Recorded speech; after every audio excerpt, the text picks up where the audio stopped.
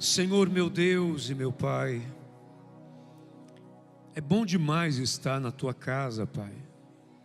Esse é um privilégio que nem sempre as pessoas conseguem reconhecer, mas é um privilégio.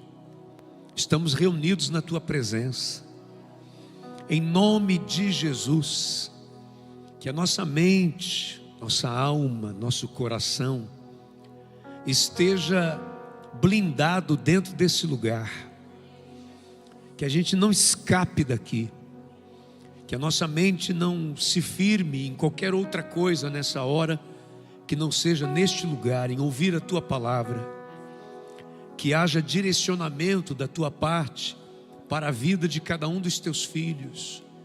Aquilo que o Senhor colocou no meu coração para compartilhar com esse povo é algo que eu não tenho a menor dúvida que vem de Ti, como direção, como mais uma camada especial que o Senhor está colocando na nossa vida, para nos fazer passar para um outro nível de entendimento, de bênção, de vitória, de crescimento.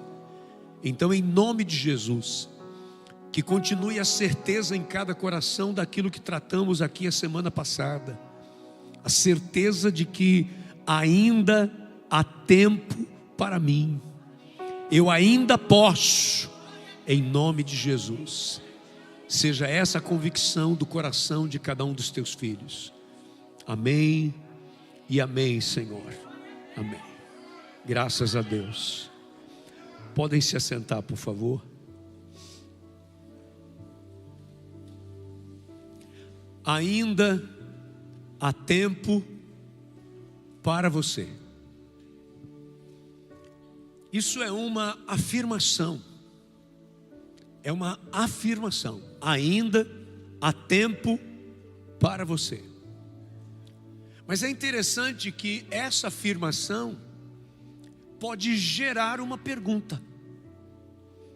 Ainda há tempo para você. Mas tempo para quê? Porque o fato do Senhor nos dar ainda um tempo tem que ter um motivo. Porque se eu não souber para quê, eu posso não saber aproveitar esse tempo. E aí não vai adiantar de nada. Se eu receber essa convicção no meu coração, ainda tem tempo para mim, mas não souber tempo para quê, eu vou desperdiçar isso.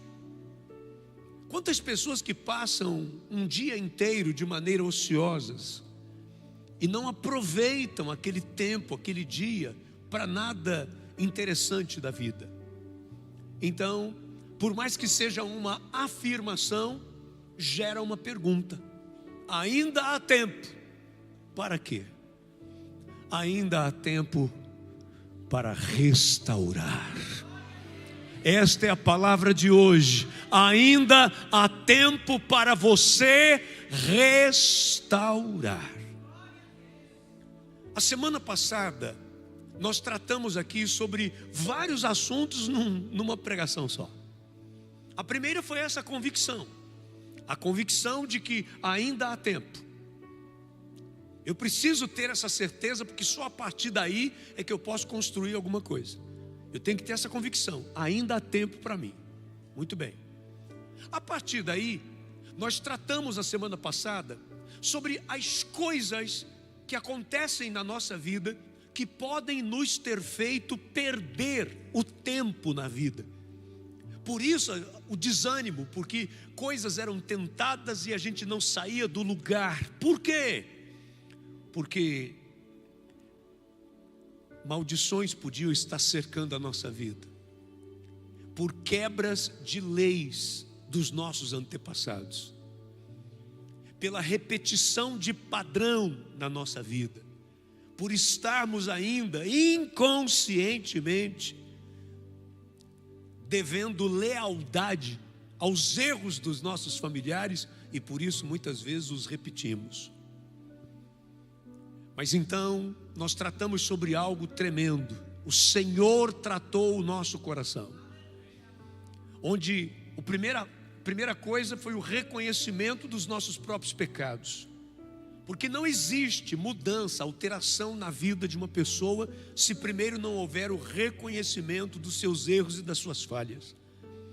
Não se faz uma edificação nova em cima de escombros. Não se constrói nada em cima de entulhos. Primeiro, tudo isso precisa ser aplainado, resolvido, retirado, para que então possam existir novas e poderosas construções. Isso tudo nós tratamos a semana passada. Mas hoje, nós precisamos dar continuidade a isso. E eu quero confessar a vocês, confessar mesmo, que no meu coração tem um desejo imenso da gente partir para pregações, mostrando para você de maneira clara que ainda há tempo para determinados pontos específicos na sua vida de prosperidade, de relacionamento, uma série de coisas, mas que eu não entendo que estejamos já preparados para isso. Por isso hoje tem mais uma segunda camada extremamente importante de restauração, para depois a gente partir para coisas práticas e você conseguir segurar na sua mão bênçãos extraordinárias que Deus tem reservado e preparado para a sua vida. Mas hoje eu preciso de novo repetir o que eu disse a você semana passada: mente aberta e coração aberto, porque você vai receber revelações de Deus para a sua vida. Você entende isso? É diferente de você ouvir apenas uma pregação. Você vai ouvir e receber revelações de Deus para a sua vida. E eu começo te dizendo o seguinte: a Bíblia fala de um homem, que este homem, ele com certeza figura entre os principais profetas da Bíblia. Um dos motivos está na sua coragem, uma coragem fenomenal. Este homem surge na Bíblia exatamente no momento em que um rei de Israel havia se casado com uma mulher chamada Jezabel, uma mulher pagã, uma mulher que sustentava mais de 800 profetas dos deuses pagãos. Sustentar esses profetas significa que estes homens estavam pelo reino realizando o tempo todo liturgias pagãs. E com isso estava conduzindo o povo de Deus a um caminho diferente do caminho que eles tinham sido criados e orientados. Ou seja, o povo começou a se desviar dos caminhos do Senhor e começaram a partir para outras práticas, a outros deuses. E este homem de Deus, ele teve a coragem de se levantar e apresentar a Acabe os erros que ele estava cometendo. Portanto, era um profeta extremamente corajoso. Ficou conhecido como profeta de fogo. Eu estou falando de Elias. E em 1 Reis, no capítulo 18, nós vamos encontrar o momento que foi assim um divisor de águas no ministério dele.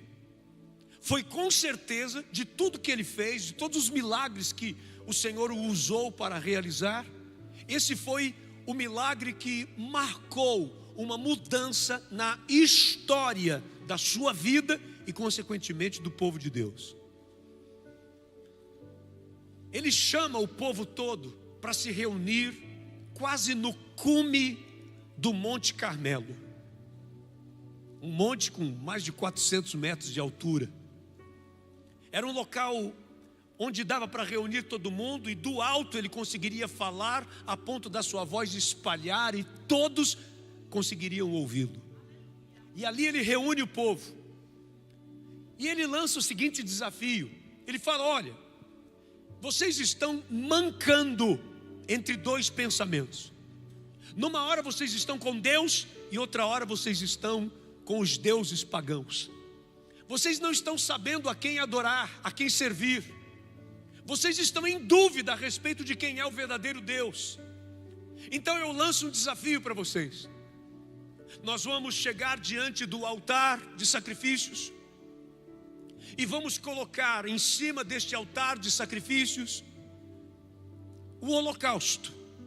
Isso consistia em colocar um animal já morto, pronto para ser queimado em oferenda, em oferta aos deuses ou a Deus. Só que nós não vamos atear fogo. Vamos pedir fogo dos céus. E o Deus que responder com fogo, este será o vosso Deus. E o povo gostou daquilo. Até nem tanto por espiritualidade, mas porque era uma novidade. As pessoas geralmente gostam de novidades. Por isso a Bíblia faz questão de dizer que e o povo gostou disso. E a partir desse momento, eles colocam o animal sobre aquele altar. E os profetas que eram pagos por Jezabel começaram a clamar aos seus deuses para que mandasse fogo dos céus. Clamaram, clamaram, clamaram. E diante de nenhuma resposta, resolveram até se autoflagelar, na intenção de chamar a atenção dos seus deuses. A Bíblia diz que eles começaram a pegar punhais, facas, e começaram a se cortar, como um sacrifício, uma oferenda que estavam fazendo aos seus deuses, e mesmo assim não houve resposta. E diante disso, chega agora a hora de um profeta, contra os mais de 800, um profeta agora clamar ao Deus dos deuses, ao Senhor dos senhores, ao Rei dos reis, aquele que manda no ar, no fogo, na terra. E ele começa agora a chamar o povo. Em 1 Reis capítulo 18, versículo 30, ele faz uma coisa que foi inesperada. As pessoas estavam imaginando que ele chegasse diante daquele altar e dobrasse os seus joelhos e levantasse as mãos para os céus, levantando também o seu rosto para os céus, e falasse com uma voz muito forte, com muita autoridade, alguma coisa desse tipo. Mas ele não faz isso. Em 1 Reis 18:30 diz: então Elias disse a todo o povo: aproximem-se de mim. A ideia que eu tenho é que quando ele diz isso, ele está garantindo a possibilidade de todos enxergarem o que ia acontecer. Ninguém podia ficar de fora daquela visão. Então, nesse momento, ele primeiro chama todo mundo para ficar perto. E a Bíblia diz que o povo aproximou-se e ficaram esperando algo parecido com isso que eu descrevi agora há pouco. Que ele se ajoelhasse ou levantasse as mãos, fizesse um tipo, mas ele não faz nada disso. A Bíblia diz: e Elias reparou o altar do Senhor que estava em ruínas. E Elias reparou o altar do Senhor que estava em ruínas. É isso que ele faz. Ele não faz a oração, ele não pede o milagre, ele não avança naquele processo antes de reparar o altar do Senhor que estava em ruínas. E é aqui que começa uma lição fora do comum para a nossa vida. Sabe, irmãos, muitos de nós temos a ideia de que a partir do momento que nos consertamos diante de Deus em relação ao nosso pecado, às nossas falhas, e confessamos ao Senhor, entendemos que tudo já está resolvido. E eu quero mostrar para você, dentro da palavra de Deus, que isso pode estar resolvido espiritualmente na sua vida. No momento em que você confessa um pecado ao Senhor, como Deus tem o atributo de sondar o nosso coração e esquadrinhar o nosso coração, Ele sabe se há sinceridade, e exatamente porque Ele sabe que há sinceridade, Ele tem condições de lhe perdoar imediatamente. É lindo isso. Com Deus não tem perda de tempo. Se você peca e você confessa ao Senhor, só existe uma forma de tratar com o Senhor: com sinceridade. Ninguém engana Deus, ninguém dá desdobro em Deus. Então imediatamente Ele sonda o teu coração e viu que foi verdade o seu pedido, E exatamente por isso, imediatamente você é perdoado. Mas eu quero te dizer que isso não quer dizer que a sua vida está toda resolvida a partir disso.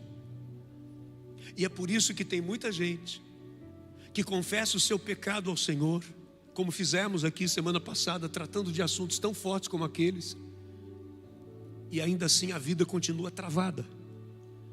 E talvez você até continue se perguntando: pastor, como é que pode? Deus sabe da minha sinceridade, que eu me arrependi de algo que eu fiz, que eu pedi perdão ao Senhor, e por que a minha vida ainda não vai para frente? Por que ainda está tudo travado e parado na minha vida? Porque agora chegou a hora da restauração. Porque chegou a hora da reparação. E isso é diferente de você apenas pedir perdão e confessar ao Senhor. Teu coração está aberto? A mente também? Então receba isso, escute. Quando você se arrepende de um pecado e confessa ao Senhor, a sua confissão são palavras que expressam o seu arrependimento, expressam o seu sentimento de arrependimento, mas ainda são apenas o quê? Palavras. Olha o significado de reparar: pôr em bom estado o que se havia estragado. Reparar, restaurar, consertar, efetuar recuperação, recobrar, restabelecer. Isso tudo que eu acabo de dizer são sinônimos, são significados de restaurar, de reparar. E quando Elias, ele repara o altar, ele está sendo usado por Deus para nos trazer uma lição extremamente importante, que pedir perdão é uma confissão que você faz expressando um sentimento de arrependimento, mas reparar é ressarcir, reparar é pagar, reparar é agir de forma compensatória. Portanto, se você pediu perdão a Deus, confessando os seus pecados, foi apenas a primeira parte, porque a partir de agora você vai precisar ter ações reparadoras, atitudes de pagamento. Você vai precisar ter um comportamento, atitudes que demonstrem o seu arrependimento. Porque até então foram só palavras. E eu vou te mostrar isso na palavra de Deus. No livro de Gênesis, no capítulo 32, a Bíblia nos fala da história de dois irmãos, um chamado Jacó e o outro chamado, qual o nome? Esaú. Jacó e Esaú. Esaú tinha a bênção da primogenitura.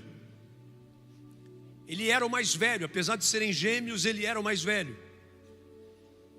A bênção da primogenitura traria diversas vantagens para o primogênito.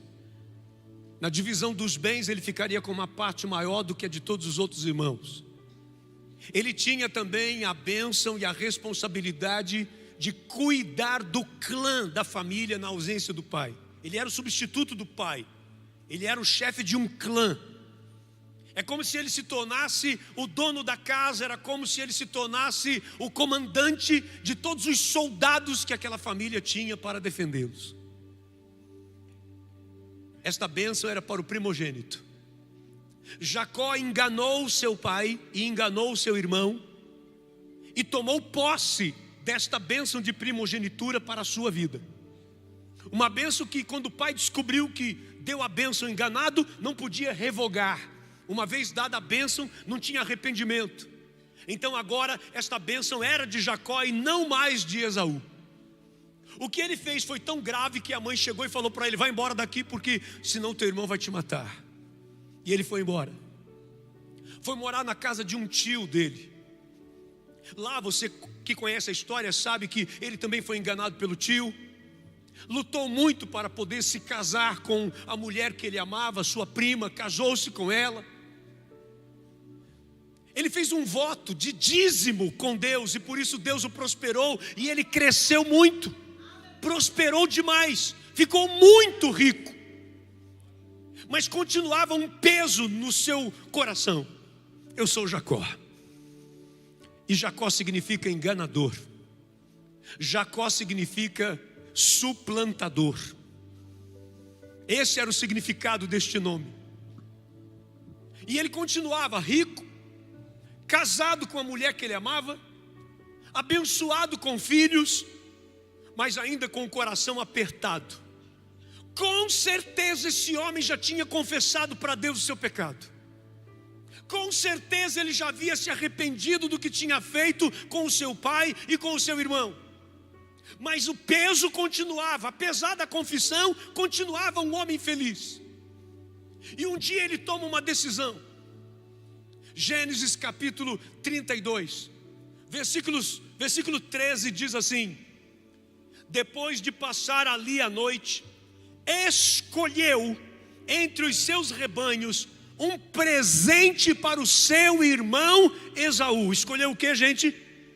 Um presente.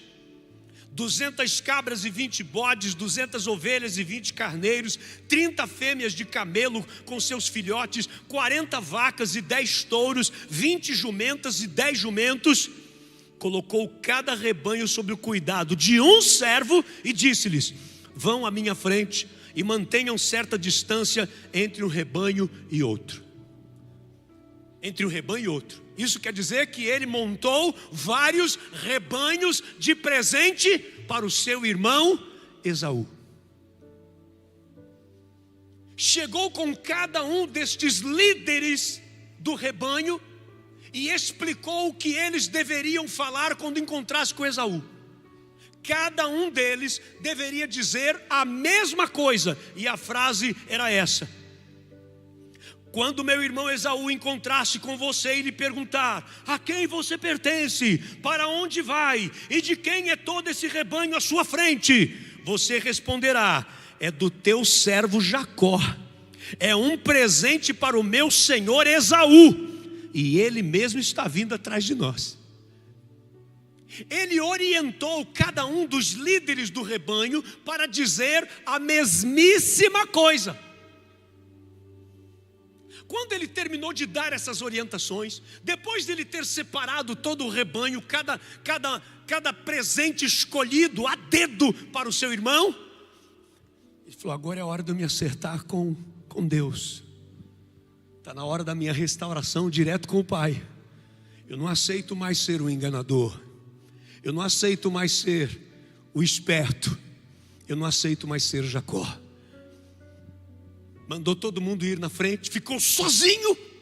E como você conhece a história, ele começou uma luta com um anjo. A Bíblia diz que ele luta com o anjo a madrugada toda. Me abençoa, muda a minha vida, muda a minha história.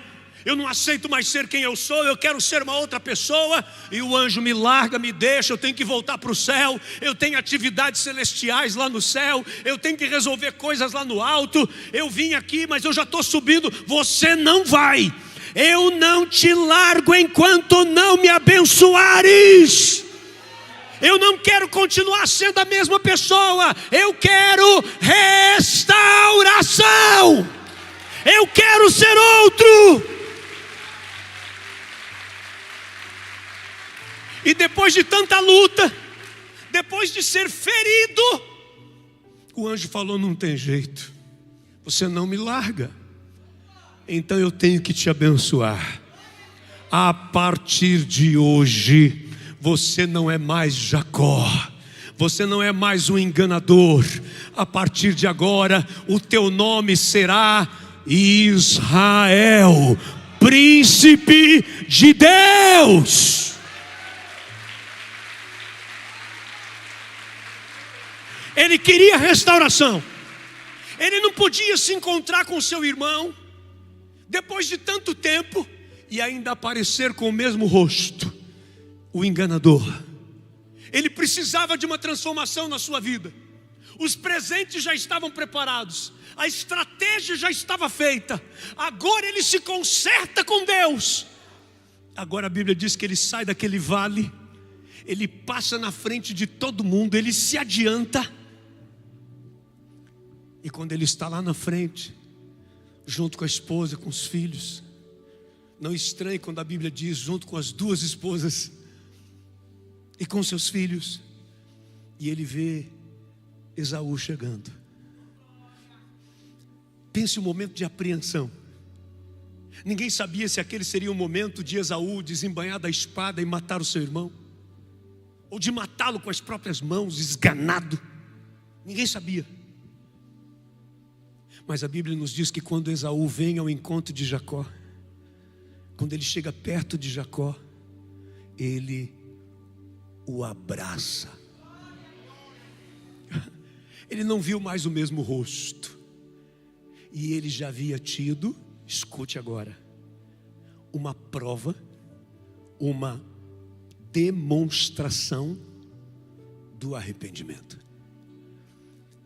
Meu irmão avarento, enganador, que só queria levar vantagem em cima de todo mundo, inclusive em cima de mim. Eu já passei por vários rebanhos, um rebanho atrás do outro, que a Bíblia fala de 3, dizendo que tinha mais. E todos os homens que eu encontro dizem a mesma coisa. Eu pertenço a Jacó, esse rebanho é dele, mas é um presente para o irmão dele, Esaú. Por acaso seria o Senhor? E você? Eu pertenço a Jacó e esse rebanho também pertence a ele, mas na verdade tudo isso aqui é um presente para o seu irmão Esaú. Ele, como é que pode? Esse homem avarento, esse homem enganador. Eu já passei por vários rebanhos e todos esses rebanhos estão dizendo que é um presente para mim. Para mim isso é uma demonstração de quem mudou. Para mim isso é uma demonstração de quem está arrependido. E antes que você pense, nossa, então Esaú foi interesseiro. Então Esaú foi comprado com aqueles animais, com aqueles presentes. Tanto que não, que quando ele se encontra com Jacó, ele diz, eu não preciso disso não, meu irmão. Eu já tenho muito. Eu não quero esses presentes. Então ele não estava interessado no presente. Mas a atitude em presentear demonstrava o arrependimento do coração de Jacó. Então quando Esaú se encontra com Jacó, seu coração já está quebrado. Por isso que ele chega e o abraça. No capítulo 33, no versículo 11, diante da recusa de Esaú, não querendo o presente, aceita, pois, o presente que te foi trazido, pois Deus tem sido favorável para comigo, e eu já tenho tudo que necessito.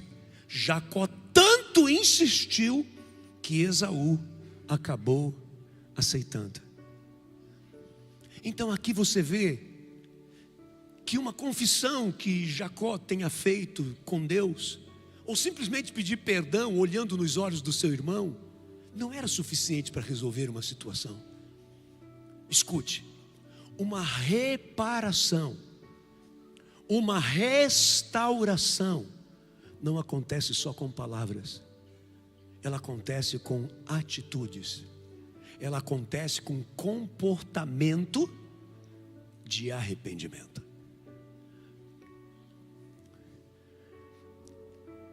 Em 2 Samuel, no capítulo 24, a Bíblia nos conta sobre um terrível momento e mais uma besteira feita por Davi.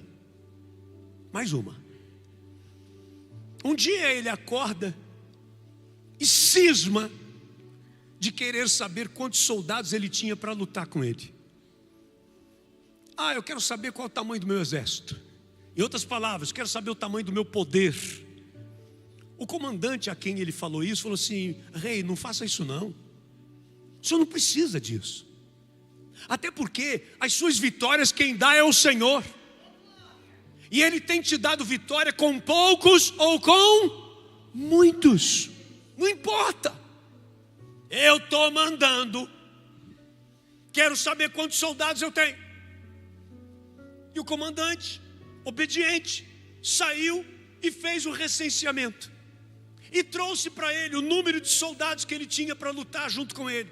Quantos homens de família que também estavam aptos a segurar uma espada. E não aconteceu diferente do que o comandante imaginava. Deus ficou magoado, Deus ficou irado. Nesse momento, a atitude dele, que talvez algumas pessoas leiam isso e não percebam, era uma atitude de afronta, de incredulidade, de ingratidão. Ele não precisou de armadura e espada para vencer Golias. Quem deu vitória a ele sobre Golias foi Deus. Ele não precisou de grandes recursos para vencer os outros 4 gigantes que apareceram na sua vida. Quem lhe deu vitória foi Deus, que levantou pessoas certas para isso. O Senhor o poupou, o Senhor o livrou da morte diante do próprio rei Saul. Deus sempre esteve com ele, Deus nunca o abandonou. Ele não precisava sair contando quantos soldados tinha, ele não precisava medir suas forças, porque a sua força não tem medida. A sua força é o braço poderoso do Senhor. Então isso deixa Deus irado, dele ter se esquecido disso. E agora um pensamento muito particular. Deus permite uma praga sobre o povo e muitos morrem. É como se Deus estivesse dizendo: você quer ter muitos? Então veja quantos você vai perder. Tua força está nos homens? Vejam quantos homens vão morrer. E quando Davi percebe o erro que cometeu, ele com certeza confessa ao Senhor. Davi era um homem que quebrantava facilmente o seu coração diante do Senhor. Ele reconheceu. Mas reconhecer e pedir perdão, é isso que eu quero que você entenda. É um passo extraordinariamente importante, mas não é o passo definitivo. Então olha o que acontece. 2 Samuel capítulo 24, dos versos 18 em diante.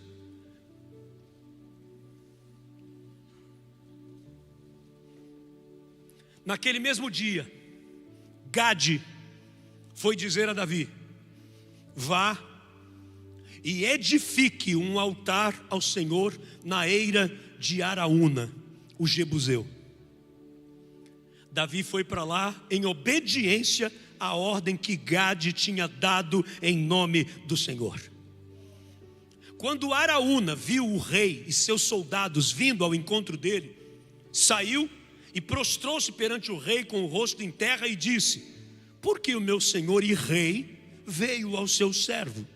Respondeu Davi: para comprar sua eira, suas terras aqui, esse terreno plano, bonito, e edificar nela um altar ao Senhor. Escute agora: para que cesse a praga do meio do povo. Então aqui está claro que não era suficiente ele pedir perdão. Senhor, perdão. Pronto, e Deus então, diante do pedido de perdão, recolheu as pragas que estavam sobre aquele povo e tudo ficou bem. Não. Ele já tinha confessado, mas o problema continuava. Ele já tinha confessado, mas o mal permanecia. Então ele entendeu que ele precisava edificar um altar ao Senhor para que cessasse a praga. Araúna disse a Davi: o meu senhor e rei pode ficar com o que desejar e oferecê-lo em sacrifício. Aqui estão os bois para o holocausto, e o debulhador e o jugo dos bois para a lenha. Ó rei, eu dou tudo isso a ti. E acrescentou: que o Senhor, o teu Deus, aceite a tua oferta. Mas o rei respondeu a Araúna: não. Faço questão de pagar o preço justo. Não oferecerei ao Senhor, o meu Deus, holocaustos que não me custem nada. E comprou a eira e os bois por 50 peças de prata. Davi edificou ali um altar ao Senhor e ofereceu holocaustos, preste bem atenção, e sacrifícios de comunhão. Então, para que fosse restabelecido o que, gente? A comunhão, o relacionamento que estava quebrado com Deus, foi que ele ofereceu estes sacrifícios. E agora vem uma revelação tremenda nessa última frase. Então, o Senhor aceitou as súplicas em favor da terra e terminou a praga que destruía Israel. Esse então nos dá a entender só agora. Esse então quer dizer antes, não. Só com conversa, não. Só com as palavras, não. Ué, mas Deus não vê a sinceridade, pastor? Não sabia que havia sinceridade? Sabia. Mas não é suficiente as palavras que expressam o sentimento de arrependimento. Mas você vai ver no que eu vou te mostrar agora, a Bíblia ensinando que o arrependimento tem que ter obras. Mateus capítulo 3, versículo 8. Mateus 3, 8.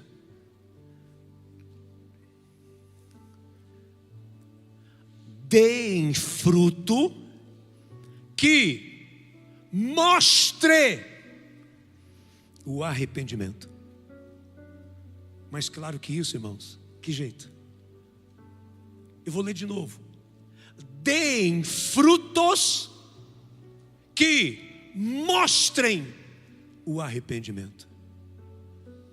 O que a Bíblia está dizendo? Que o arrependimento tem fruto. Que o arrependimento tem que se tornar o quê?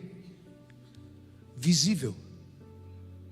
O arrependimento, que quando é confessado, é apenas um sentimento que está dentro de nós, ele tem que se tornar palpável, concreto. A última leitura que eu vou fazer, Atos dos Apóstolos, capítulo 26.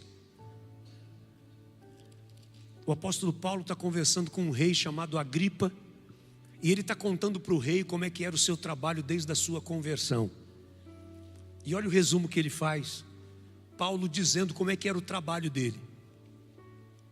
E veja essa lição que ele nos dá. Atos dos Apóstolos, capítulo 26, versículo 20. Preguei em primeiro lugar aos que estavam em Damasco, depois aos que estavam em Jerusalém e em toda a Judéia, e também aos gentios. Agora vamos ver o que ele pregava. Dizendo que, olha a pregação de Paulo, dizendo que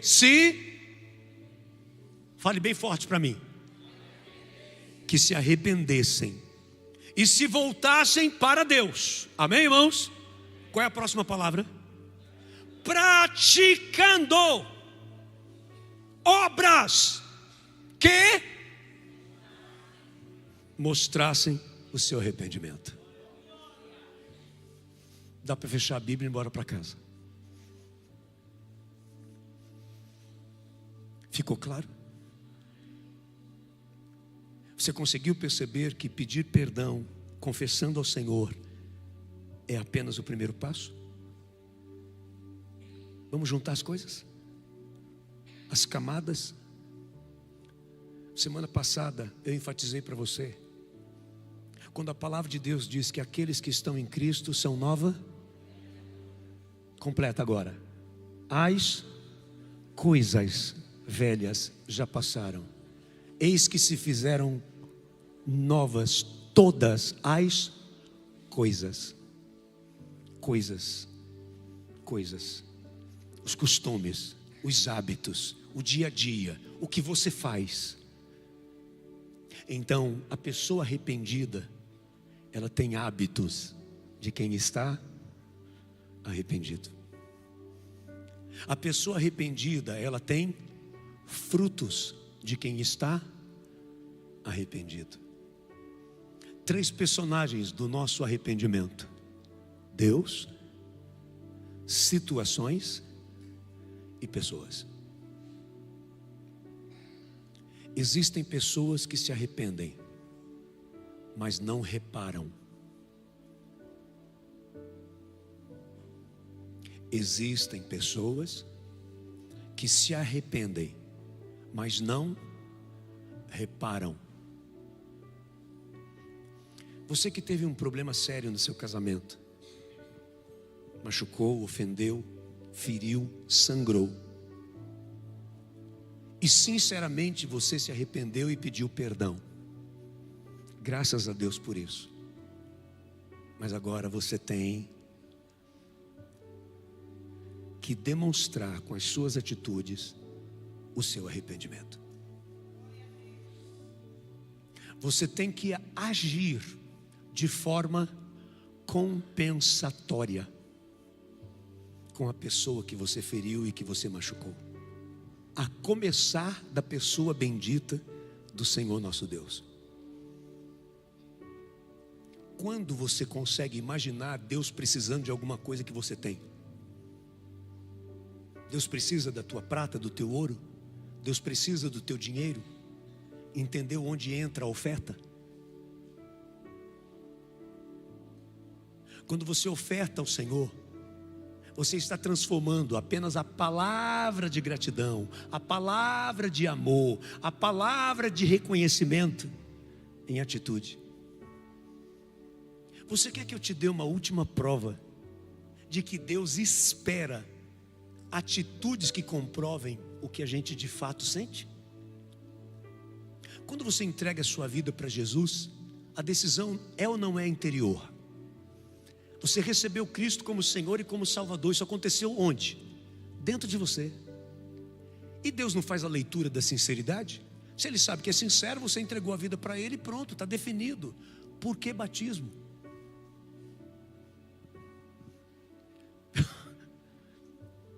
Por que se batizar?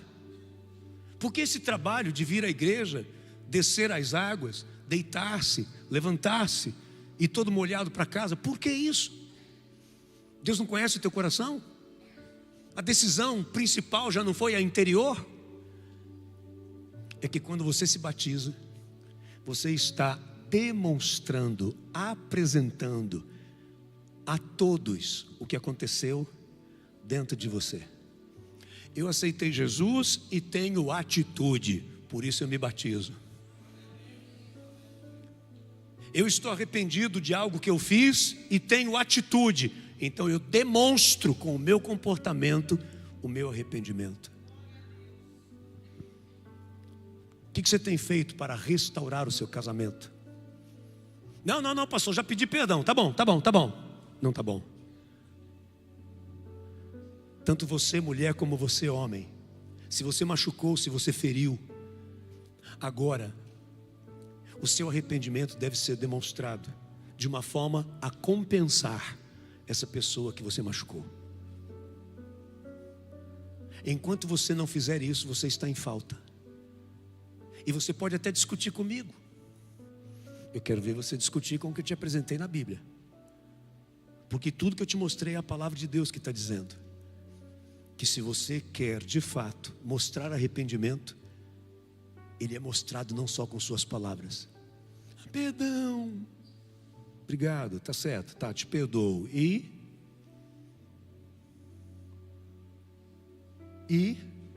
o que mais você tem para me oferecer?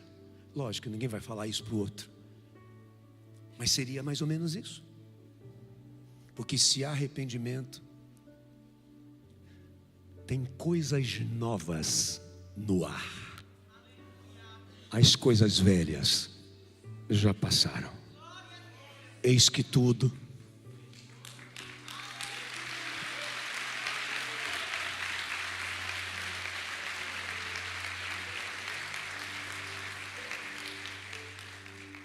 então deixe-me ser o mais prático possível. Você ofendeu diretamente a Deus? Apresente-se a Ele com ofertas.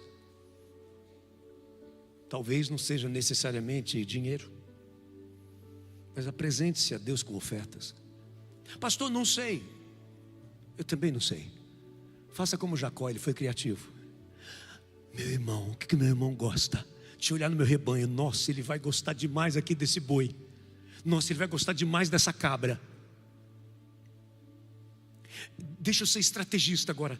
Deixa eu mostrar como é que nós vamos fazer. Olha, quando ele te perguntar: quem é você? A quem você pertence? Eu pertenço a Jacó. E todo esse rebanho aqui é para entregar para o irmão dele, Esaú. Você percebe o planejamento? Você percebe a estratégia? Ele foi impactando Esaú. Esaú passou pelo primeiro rebanho. Nossa, rapaz, que rebanho lindo, seleto é esse? De quem é? É de Jacó, mas é para entregar para o irmão dele, Esaú. Nossa, poxa, que coisa. Outro rebanho lindo, maravilhoso, seleto. Nossa, ei, para quem você trabalha? Para Jacó. E esse rebanho, a quem pertence? Pertence a Jacó, mas é para entregar para o irmão dele, Esaú. Você está entendendo a estratégia? Ele foi mexendo, ele foi trabalhando. Se você precisa restaurar e reparar, você precisa ter estratégia para reconquistar o seu casamento, para reconquistar os filhos que você perdeu, para reconquistar a posição que um dia você teve. Você precisa de estratégia e ter uma ação compensatória no nome de Jesus. Quem está entendendo isso? Porque a vida de muita gente pode estar parada por causa disso, sem entendimento. Pastor, me arrependi. Deus sabe, Deus sabe. Pastor, foi sincero. Deus sabe, sim, Deus sabe. Mas você está restaurando? Você está reparando? Essa pessoa está sendo recompensada?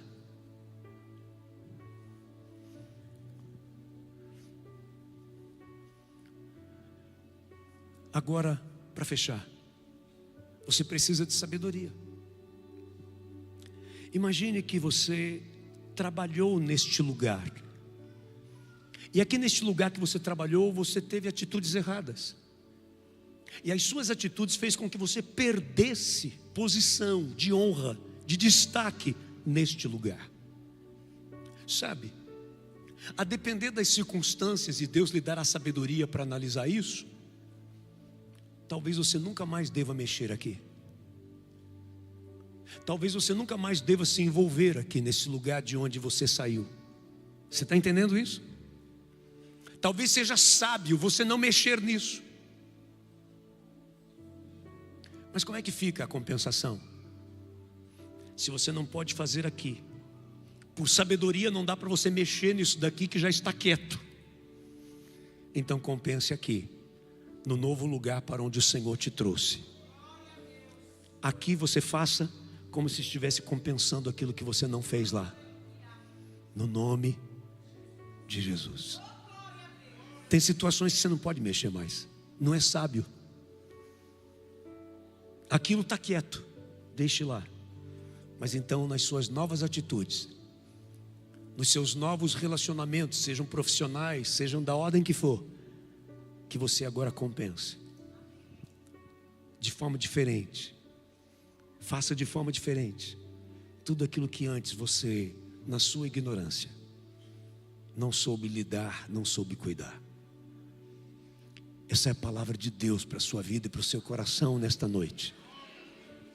E é assim que você poderá dizer: ainda há tempo para mim, tempo para restaurar, reparar o que eu mesmo quebrei, o que foi quebrado pela ignorância, pela circunstância de um momento. O que eu sei é que eu tenho a responsabilidade da reparação, eu tenho a responsabilidade da restauração. Isso é papel de crente. Se você fizer isso, não tem como a sua vida não ser abençoada. Não tem como. Você irá crescer de uma forma extraordinária. E você vai estar trazendo um novo tempo para este tempo novo que o Senhor está lhe concedendo. Você vai construir coisas novas e extraordinárias com este novo nome que você tem. Porque você já não é mais Jacó. Você agora é Israel, o príncipe de Deus.